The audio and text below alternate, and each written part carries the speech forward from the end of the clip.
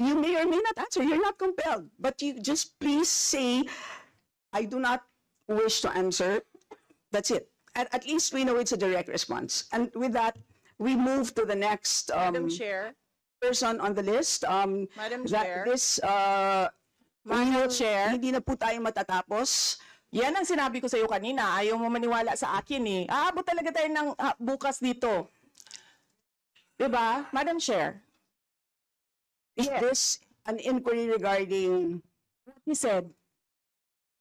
Yes, and Yes, please, I ma'am. remind also our Yes, ma'am. resource persons to please act in a respectful manner. Pasensya na po, hindi po kasama sa poder ninyo ang pagpa-fire ng presiding officer ng hearing na to.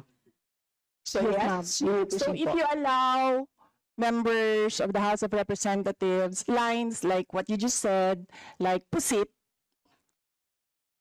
bakit mo ako kinu-crucify for saying a fact that somebody is convicted of child abuse sitting in the chair?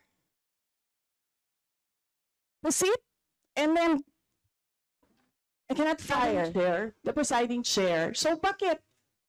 Yes, Bakit napaka one-sided nito, ma'am? noted po. Dahil ba madami kayo dyan sa kabila at nag-iisa ako dito? We note all your comments, ma'am, and let us now proceed. Thank you, ma'am. Thank you, ma'am. Madam Chair, point of order. Yes, the Honorable Benny Abante. I just came in and I hear this. We're not talking about the budget. We're accusing each other here. I'd like to find out from the resource speaker if this is the kind of hearing that we're going to have. Sir, I am not the presiding officer of this hearing. I know, Yes, sir. but the thing is, you're asking questions, Madam Chair.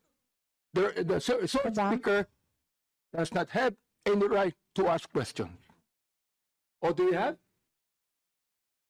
Where is that Madam Vice in your President, rules that Madam a Vice resource President, person this is cannot a budget hearing. request for clarification?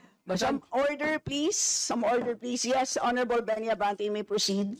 I'm just asking a question to our resource speaker, you know, because she's asking a question and she's accusing some of the members of this committee.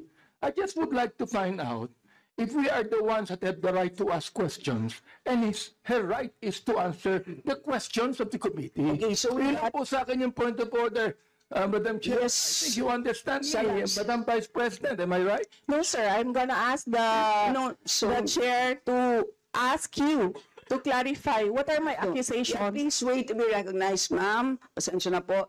So again, I'd like to remind our resource persons that you are here, you're invited to answer, to present, and you've done that. Thank you very much. And at this point in time, you're here to respond to the questions of our members, and we request you to please respond in a direct way. So with that, I'd like to recognize from the majority the Honorable Milagros Aquino Magsaysay.